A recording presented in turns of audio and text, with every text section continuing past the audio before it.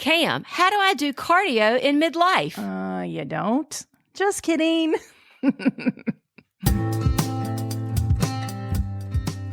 Hi, I'm Cam, holistic health coach, mom to 2 humans and 4 pets. Hi, I'm Amelia, laboratory scientist by day and food scientist by night. Welcome to our show. Join us as we share our holistic approach to life after 50. You can expect real life stories with a dash of humor and a ton of truth. If it happens in midlife, we're going to talk about it. So hit that subscribe button and follow along. We're the Midlife Mamas.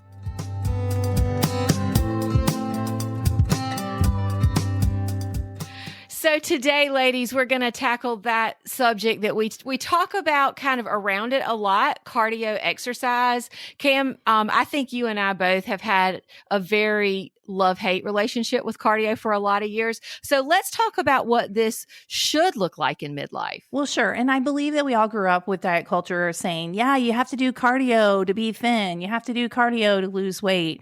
And really, we know that having more muscle on our body is actually metabolically friendly. And that's how we actually improve our blood sugar and increase our longevity and all the stuff. But we do need a dash of cardio in midlife. It just maybe doesn't look the way it did when you were 20, 30. That's all. Exactly. And, when we talk about cardio, and I use air quotes there, we think about, in our age group, we think about the Jane Fonda look, the leggings, the unitards or whatever. And, that diet culture was also the aesthetic back then was a super lean look. And I, for one, have always loved it. And in fact, I've battled this self-image that my body shape is, quote, not as good because my thighs are thick. And I've had to really work hard at adjusting my attitude about my body shape, which is a whole nother topic. But the other thing about cardio we were taught, Cam, for so many years is cardio is a cardiovascular exercise. It means raising your heart rate. So part of that culture was, in order to have a healthy heart, you have to do cardio or cardiovascular exercise to increase your heart rate, because your heart is indeed a muscle, and that would strengthen your heart and therefore give you longevity. So I don't know that we've disproven all of that, but this just doesn't work the same way in midlife. Yeah, there's more elements to fitness than just cardio. Now that being said, if you absolutely love cardio, then it needs to be part of your life, because joy is part of midlife. And we're going to tell you how to do cardio so it doesn't have ramifications on your hormones, which is what we like to talk about. Anytime, any part of midlife. So we know progesterone leaves first, estrogen goes crazy, and then decreases in menopause. The 2 hormones that you can control in midlife are insulin, which is your food, and then cortisol. And so there is a tipping point in midlife when it comes to cortisol. Cortisol does not allow you to build muscle. It actually eats away your muscle. And if you're running on adrenaline and cortisol all day, you're rusting from the inside out, just like my sugar analogy. You don't want to do that to yourself.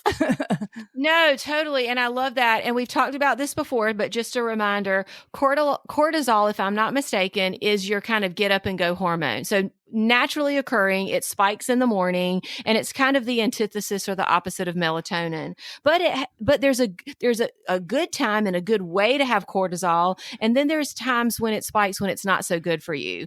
So, those of us, and I include myself because I'm not immune to stress tends to spike cortisol. So I will let you talk more, Cam, about how cardio affects insulin and cortisol, because you're the expert here. I just want to say that when we're stressed out and we're in a fight, flight, mentality, and our body is in alarm state, our digestion shuts down, our sight gets clearer so we can respond to the danger. Mm-hmm. So when you're running on that all day, you're not digesting your food. Your body is in a state of panic. It's not operating as it should. So that's just something to think about. Your heart races, all the things, like when you feel danger, and it could be a thought, it could be exercise, it could be some kind of disease or infection in your body. It could be any of those things is viewed as stress to your body. Your body does not differentiate a thought and something physical. And then here's a great example. This was on the Glucose Goddess's Instagram this last week. She tests different things and shows what happens. And she had a regular meeting. So this is work. And the the glucose was a straight line. And then she had a stressful meeting. And guess what happened to her blood sugar?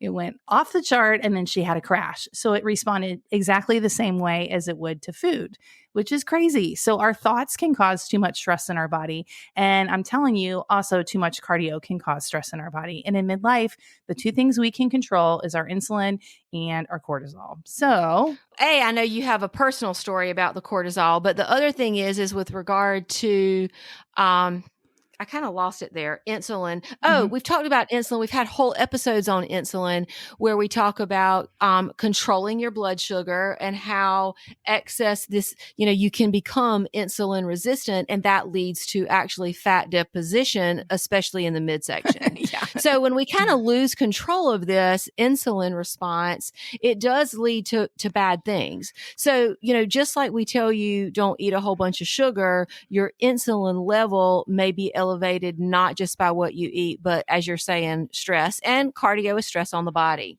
Absolutely. And we want the right amount of stress on our bodies because that's how we get stronger. Like when we lift muscles and we lift weights, and we build our muscles and then we take a few days to recover. That is the right amount of stress on our body. We're not ending up on the couch where muscles are growing. We're feeling better. That's also how your immunity is built. So for example, I love the sauna. I talk about it a lot. That is a good kind of stress, and that is building my immunity. So there's this, and you also mentioned cortisol is high in the morning. That's your get up and go hormone. I know I work best before like 2 p.m. I work really good at like 10 a.m. 10 a.m. noon is like my sweet spot as far as getting things done. How about you? Same. I mean, I get up like literally this morning. My circadian rhythm is pretty tuned in. I usually sleep naturally about between 8 and 8.5 hours. I did not feel all that great yesterday. And so I went to bed super early. Like I started packing up and washing my face and brushing my teeth around 8:20. So I would guess I was probably asleep by 9:15, 9:30. And I naturally woke up at 5:30 and I felt pretty good. And I went strong. Like I went to the grocery store. I put a roast in the crock pot. I went to church. I actually went to Bed Bath and Beyond a couple of times actually, because I took something back. Anywho, but I'm like you, like around 2:30 today is when I was like, okay, I'm ready for like a little downtime or whatever. And the same is true on a work day. I have great productivity during the morning, and then around I usually last pretty well until nearly 3:00, but I know when that mental acuity is starting to wane. Yeah, it's our hormones, and our hormones change all the time. And this is a side step here. If you are getting your hormones tested, let's say via blood test, depending on what time of the day, depends on what hormones are going to show up. And that's why I'm a fan of things like, if you're doing cortisol, the 4-point cortisol with saliva or something like that, or the Dutch test, which does your dried urine for a whole day, because hormones are always shifting. And also, like if you have a stressful event and then you did a saliva test for cortisol, you bet it's going to show up. It's not going to be your normal rhythm. That is so true. And I think it's really good for people to understand that there is some interpretation to these sorts of results. So if you're planning a collection for hormone testing, try to have as normal a day as possible, whatever that means for you. So, we can't always control everything, but like you said, the two hormones we can control with our habits, with our daily lifestyle, are the insulin and the cortisol. And so it's a good idea to time not only or actually to regulate not only what you do, but the time of day that you do it. Absolutely. Yeah, we don't want to be running on stress all the time. We just don't. It's catabolic. It doesn't allow our muscles to grow. It increases our belly fat. And we're not digesting food. It just goes on and on. So it's really easy to overdo cardio because we grew up in a diet culture like, oh, if I want to lose a little weight or, oh, I want to thin out or whatever. The mentality is I'm going to do more cardio. Have you heard that in your life? Oh, 100%. I mean, and there's the whole thing. Well, I ate the cake last night, so I've got to run an extra mile. What the heck? Like, no, you don't. And Yeah. we joked, but we're very serious about this attitude well into the 90s, Cam. It wasn't just when I was 20. So it is very much ingrained in us. And I think it takes real understanding of our midlife bodies and the science behind what's happening in order to be comfortable with and embrace this new paradigm. Yeah. So let's talk about the signs of like you're overdoing it in cardio. Like if you love cardio, you need to have some in your life. I think we all need some. And I kind of like to think if your cardio is your fun, like what do you love to do? But we'll get to that. So here are some signs that you're like overdoing it. You're landing on the couch for days recovering. You've just gone too far and you're not even moving or walking. So if we think about our metabolism, exercise, including cardio, is about 5% of our metabolism that we can change. And movement, walking, standing, taking the steps, parking further away, that's 15%. Like just your non-stressful movement really matters. It's funny. I had a conversation with a really good friend of mine who is also a podcast listener. We walked today and we talked about this exact thing because I had a doctor's appointment last week, maybe, and she said exactly the same thing. And she pointed to areas of the world that are referred to as blue zones where people live to be into their 90s and 100s. And that's exactly what she said. She said, this is my doctor speaking. She says, these are people that walk to the market. They may manually wash their own clothes or their dishes. And so there's a lot more natural movement built into their diet. Now, these are also people that eat a lot of fish and olive oil and all of the healthy fats. But I think it's worth noting that in our culture, this natural non-exercise movement may not be as easy to come by if you live in a suburban environment like I do. So, people that live in cities that don't own cars and they walk to work or even walk to their mass transit station, it might feel a little easier. So you may have to work at what does this look like for me? Do I need to park further away? Can I take the stairs instead of the elevator? Like things like that that'll help. Right. And if you do too much cardio and you tipped your stress meter too far and you're not doing any of those things, then you're influencing a huge part of your metabolism. That's the moral of the story. So we love exercise. However, if you're landing on the couch and you're not moving for days and you just want to sleep or nap or whatever, watch Netflix, then you've gone too far. We need to be moving every day. That's the moral of the story. Totally agree. And the next sign is my favorite because this is where I fall, the wired and tired feeling. And for me, I have to be honest. I never feel like it's an option for me to sit on the couch for days. But what I do feel, Cam, is cranky. And so I know that wired and tired feeling / I'm really overtired is what's happened. And I push myself beyond that limit, which I know spikes my cortisol. And so for me, I've almost become more attuned to the cranky feeling rather than the tired feeling. Because I got to be honest, I love my coffee in the morning. And so sometimes I don't always recognize the tired because I mask it. I mean, I'm just being honest. But that wired and tired, been there so many times. And it is a horrible feeling because you just feel like the world annoys you. Exactly. And it's almost like a busyness behind your eyes. Yes. And your brain is going a mile a minute. And I'm glad you brought up caffeine because caffeine should be on our list too. Another sign that you're overdoing your exercise in midlife, in particular cardio, is you need caffeine all day just to function. That is a sign that you're overdoing something in your life. Something's out of balance and you're surviving on an outside source of energy rather than your body making the energy. So thank you for bringing that up. Oh, absolutely. I mean, and I still love it. I don't think I rely on it daily all day, but I do like it. But, slow recovery. So if you, are slowly recovering, and a lot of that recovery may look like either a weird injury or you're on the couch, we need to pay attention to those sorts of symptoms. Absolutely. Here's another one. If you're overly hungry, like you can just not get enough food. So that's another idea. That's also another sign that you've gone too far. Too much cardio increases the likelihood of hunger. which I want to just go back to the walking thing. So walking is a winner because it keeps your stress low, which is your cortisol, and your hunger low, which is insulin. So if you think about you're just walking around doing life, that does not spike your cortisol or get you hungry. However, if you do some crazy cardio class or whatever, chances are you're spiking your cortisol and you're spiking your hunger. Anyway. I love all of that. And walking, for those of us in the endurance world or the whatever crazy mess we did, it feels like walking is a cheat day honestly, Cam, we used to call in the triathlon world when I was racing, that was active recovery, and you didn't count that. But you know what? I'm not doing that anymore. No. And so I've even lost track of what the science is, what the training schedules are for that sport. So, sometimes it's easy to get back into an unhealthy mindset, because even though we're healthy and happy in our 50s, sometimes we forget, that's a train of thought from my past self, and I need to not be going down that road. Absolutely. I have a friend, she trained for, I don't know if it was a marathon or an Ironman, and she's a little older than us. So she's in her upper 50s, and she knew going in that this was going to be a stressful event. She'd already paid, so she committed and she was going to do the stuff. And she tells the story about gaining 10 pounds. Woo, now, can you imagine training for something like this and you're gaining 10 pounds? And yeah, I can. Yeah, exactly. And it's not because she was eating bad. She was exercising more than ever. But that is the point.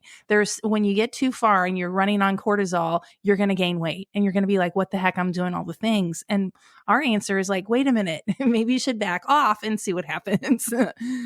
Exactly. And I guarantee you that there's going to be some people listening to this that are still not going to believe it. And they're going to do like your friend. And one day they're going to be like, maybe I should just try to cut down on my cardio. Let me just give it a try because it can't get worse. And they're going to be like, oh my gosh, I'm losing weight because, my body's not stressed out all the time. My belly really is like, if I'm eating out more than normal, if I'm running on cortisol, my belly gets puffy. It happens every time. Mine too. It's the barometer. And I'm like, oh, gotta dial it back, girl. Like, what's happening? Look down. Yep. It's crazy. I see it too. Yeah, it's so crazy. So now there are many benefits from cardio. And so here's some of them. Interval training is awesome. I'm a fan of interval training. We're going to tell you exactly how to do it. It burns calorie during, obviously, but there's an afterburn. You're burning calories after you work out, which, hello, that's a win. Yeah, absolutely. And my favorite's probably the cardiovascular benefit. Mm-hmm. My parents, actually my mother, she doesn't work out. She just has an active lifestyle, and her health is great. My father, he was unhealthy for a lot of reasons, but he was in congestive heart failure at the time of his death, and he didn't do anything. Like, he barely even walked. So the cardiovascular benefit of cardiovascular exercise, but just movement, are very near and dear to my literal and my figurative heart. I love that. And when you're doing cardio, these are the two indicators I teach. Like, you want to feel heat, so you want to get sweaty, and you also want to be breathless. So those are like good things when you're doing, I'm going to say, interval training, because that's really my preferred way to do cardio for midlife women. And here's the other thing. There's science behind this. It's great for burning your belly fat. It's a wonderful way to attack your belly fat. And we know that belly fat around your organs is a dangerous, not healthy thing. And so bring it. Let's do it. Absolutely. I love that.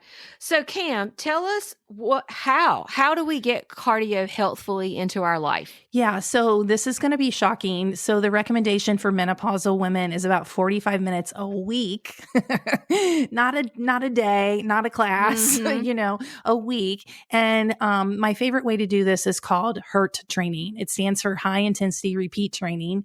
It's similar to high intensity HIIT training, high intensity interval training. So it is intervals.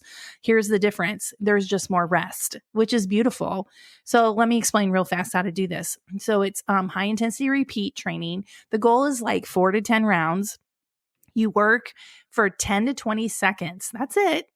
At 80% of your effort of the day, which I love because every day is different. You may have more energy some days than others. So 80% of your max for that day, and you rest until you can go again. Now, if you're a former CrossFitter or an Orange Theory person or anything like that, the organized rest, they tell you when to go, not you telling you when to go. They tell you. We used to do something called Tabatas where it's 20 seconds on Oh, yeah. and 10 seconds of rest.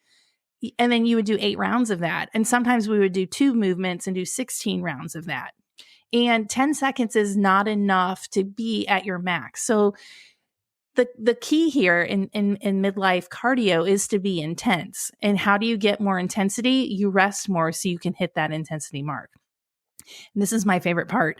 If your intensity falls off, and let's say you're on round 5 and you're like, I'm at like 50%, I'm really dragging, then you call it a day. And when calling it a day, you're honoring your body, you're honoring your hormones, you're less likely to get injured. Yeah, you hit your max for that day. You hit the intensity, which is what's magical for the belly fat. And so you're good. You're good. I love it. My favorite workout done like this is because I'm an ex-triathlete, I have a bicycle trainer. So it's just a mechanism to make my road bike into a stationary bike. And it's super easy to do this on a stationary bike. You can do it on a treadmill too, actually, almost any exercise, but it's ramping up the intensity, like you're saying, and then backing off. So on a bicycle, for instance, you can increase the gearing so that it's more difficult, or you can keep the gearing super light and just spin your legs really fast. So if there's any people out there that have access to a bike trainer or a stationary bike, and cycling is non-impact. So it's easy to control. And I haven't done this in a really long time, but you've really inspired me, Cam, because Patrick, my husband, is like, oh, well, should we set the bike up? And by that, he means, why don't you, I mean, we've invested in this equipment. So why aren't you using it? Are you hanging laundry on it? Yeah, exactly. Like I'm the Peloton commercial, right? No, really. And you've inspired me. Like, this is and I suspect, Cam, I could do this workout in a half an hour. Oh, it's less than that. So I did. Okay, cool. Yeah, I did this the other day. And what I did is I had a dumbbell in front of me and I just did toe taps. So it was nice. Like I was going as fast as I could and I worked for 15 seconds and I did 10 rounds and I felt really, really good that day. And so yesterday we went to IKEA, one of my favorite places on earth, and we were walking because, IKEAs are big and you have to walk. And I'm like, oh, I feel like halves, like in a good way. Like, right. Yesterday I did this 2 days ago. Yesterday I had great energy. I could feel that my body did something the day before, but I wasn't like on the couch sleeping or taking a nap or whatever. I felt good. I felt energy. So that was a good example. You can do this. I've done it with jumping jacks before. Oh, yeah. Oh my gosh. That's crazy. Try jumping jacks for your max effort for 15 seconds and then rest until you can go again, 4 to 10 rounds. That's your whole body. And you're jumping, which is really good for your bones, like bone density. We need some kind of jumping going on. So what about a jump rope? Yes, totally. You could totally do a jump rope, anything, running in place. You could do the toe tap thing that I did, ride the bike, treadmill. I have a rower. I've done it on the rower before. Yeah. I love body weight movements when I'm thinking about this. Because I don't want to be moving weight fast. Like I'm not into that anymore. No, thank you. So something like, this is really good. Oh my God, girl, you got me excited. Yeah. Like I'm feeling like this is something I need to work back into my life because I haven't done it. And you've told me over and over how good it is. And that's another thing. I think when we change things up, well, for me, it's always a mind game because I love things that challenge me intellectually. And when I do something different, it's inherently a challenge because, it's different. So this is a really, really positive thing. I'm going to work it into my life. I can't wait to hear how it goes. And there's just so much grace in this, like 80% of how you feel today. Right. What is your energy today? And then you may have to work on this is like calling it a day when the intensity falls off. You want to push yourself, but not over the edge. Like, how do you know? And that's the thing. Maybe you do go too far one day and you feel like yuck the next day. Well, then and you've learned something new about yourself. So yeah, that's always a good thing. And, back in the triathlon days, we were all into metrics. And so a lot of us wore heart rate monitors and we did try to push a number. And so just like you said, the grace of not doing that. And one of the things I really like to use, and now I see the wisdom in it, even when I was coaching, is RPE, rate of perceived effort. And those people that chase those numbers, now granted, these are probably that got metabolically tested and they really knew what their numbers were. But I think rate of perceived effort, it is subjective, and and you're allowed to be subjective. It's your life and your body, and you get to choose. Yeah. And there is something called low energy availability, and it's an issue in midlife anyway. So there's some science about that. I'm not willing to speak about that yet because I don't feel well versed in it. But having low energy, I know we felt that before. It's a thing. So this using your own scale instead of some timer that some 20-year-old dude set for you. Yeah, exactly. You're in control of yourself. Yeah. Yeah. So another thing that you and I have talked about, and, I haven't bought into this nearly as much, and you're on the edge of convincing me. Well, let's talk about the whole fasting before exercise. Tell us why exercising in a fasted state is not so good for us anymore. Yeah. So it's the cortisol. So we have this tipping point of cortisol. And I'm not saying sit down and eat a buffet meal. I'm saying 100 or 200 calories, just something to take the edge off so you get the benefit from the stress part of the exercise versus the cortisol running the show. So it's kind of like a balancing. When I was a CrossFitter, I did do this, even though I did a lot of wrong things in my 40s. I would eat 1 or 2 or 3 cuties, those little nectarines that you can peel as I was driving. Sometimes I liked Lara bars back then. Now I like the RX bars better. But anyway, me too. Something like that. You don't even have to eat the whole bar if that's too much. You don't want it to feel like blah in your belly. So, take a few bites of the bar. If you're a coffee drinker, put some collagen in, some calories in your body so you get the full benefits of what you're doing on the exercise. I love that. So let me ask you this. Back in the days when I was coaching triathletes, we would always also talk about a post-workout snack that included carbs and protein. Do you still advise that for midlife bodies? Yes, because in midlife, we need more protein now than we used to. And so, yes. Make sure you're getting protein within, even science tells us, I'm going to say it's an hour. There's a time frame. I'm not sure it's around that time frame that says yes, because what we're doing is we're stressing our muscles out, and then we have to nourish them with protein, and then we have to give them rest so they can recover. So it's just part of the formula. Yeah. And you always see guys, or when I used to go to the gym, drinking their protein shakes after the workout. Well, ladies, that's okay for you too. That's really good to know. And that's the second point of inspiration you've given me today.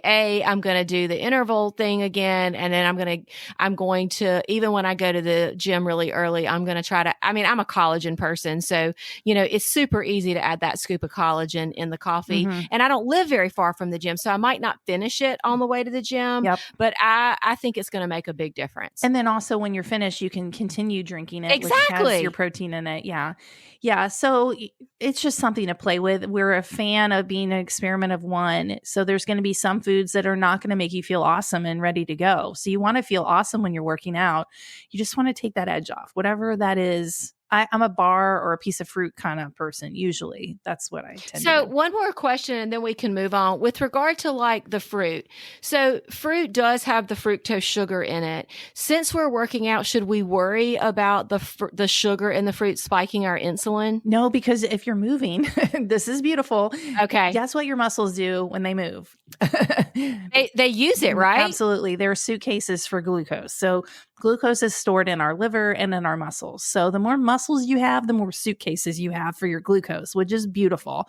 So that's why walking after eating is one of my number one recommendations to control insulin and glucose, is because moving your muscles, contracting, it's like a sponge for the blood sugar. So it's getting it out of the system and storing it for future use. So very good. I'm envisioning like those little cuties with like carrying little suitcases. I love it. I love that. Like a little graphic, these little orange things carrying little suitcases. Yeah. Whenever I've talked about fasted workouts, not doing it fasted, there's always controversy on the internet, but I'm just telling you what what's true. So I hear you, girl. I hear you. And we appreciate these truth bombs. And so one of the last things we have, Cam, and this is also one of my absolute favorites, especially in midlife, is to make your cardio fun. And the things you have listed here, one of them is pickleball, which I haven't gotten into, but so many of my friends have, and dancing. I literally, before I saw your note on this, I contacted a friend of mine locally because there is a dance studio. And I was like, didn't you take dance lessons a few years ago? And I've considered if I could get my spouse to actually take some dancing lessons just as something fun, but just something fun that actually gets your heart rate up a little bit. Yeah. And so you could do dancing for your interval training. Get it for 15 seconds and the rest, anything like that. But if you think about pickleball, it's like you're going, you're not going. So it's, does it fit the exact time? No, but it's a fun way to get your cardio in. Tennis would be another one. My sister plays tennis, dancing, pickleball, whatever it is. If you're into basketball's another one, or soccer, like burst and then rest, and then burst and rest. So it's any kind of like sport like that. So, and really, Cam, you could do cycling that way, whether indoors or outdoors, very casual, and then, put a little burst in there. I know a lot of people play in tennis now too. I have one friend, my college roommate, she is a beast on the tennis court. But yeah, anything, like, even if it's something you've wanted to try, especially if you're a new empty nester, give it a go. Literally, Cam, I don't think I've ever told you this. About 7 years ago, I took ballet lessons, ballet lessons. And I had to drive an hour to take them. So I only lasted like for the introductory, like 8 sessions. And, and I didn't stick with it, but you know what? I tried it. And now I can be like, yes, did you take ballet? Well, yes, as a matter of fact, I did. At the age of 50, whatever. Yeah, exactly. So, whatever it is you're thinking, maybe I should try that, go for it. I mean, there's no failure here, right? Like, it's just something fun. Yeah, absolutely. There's one thing we skipped on our notes, which were actually last week we talked about it. Any possible way to do your intense workouts earlier in the day is better for your sleep. Yes. And it has to do with cortisol again, because that's, cortisol. But cortisol naturally rises in the morning and decreases in the evening. And it's in a seesaw effect with melatonin. So which is based on light and dark and all that. So daylight's really important. But what I want to know is, if you're doing something in the evening to raise your cortisol, such as exercise or cardio, that means you're messing up your melatonin in the evening. And I feel like that's a non-negotiable for me. I love that. I try very hard to subscribe to that as well. Cam, how would you feel about yoga in the evening? Is that too much stress, or is that okay? It depends on what kind of yoga it is, because I know there's different kinds. But if it makes you feel calm and relaxed, good, go. It's fine. Okay. Yeah. You just don't want to. A lot of people here are really into yoga in a heated room, which for me personally is stressful. Like, I like it and I feel calm, but I'm a sweaty mess. So for me, I think I could do just like normal yoga and more meditation, honestly, like a really meditative form. But I was just curious to know what you thought. Yeah. Intense early, light late. That's kind of like the little saying. Yes. Yeah. Perfect. Whenever it's possible. And here's the thing. This is your life. This is your journey. And these are guidelines, if you will, but be curious. So if you step out of the guidelines and you do this crazy cardio class at night, this happened to me last year. I did a trail run with one of my friends. It was 5 I remember miles. that. Yeah, I remember that. My Oura ring was all red the next day. My body didn't know what the heck was going on. So anyway, be an experiment. And if you step outside of the bounds, what happened? Did it work? Did it not work? Be curious, but these are the guidelines. I love it. And I love cardio. So I'm not going to quit, but I'm definitely going to modify my schedule.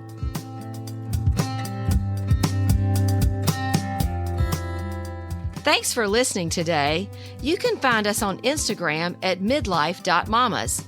For all of our other contact info, check out the show description below, and we will talk to you next week.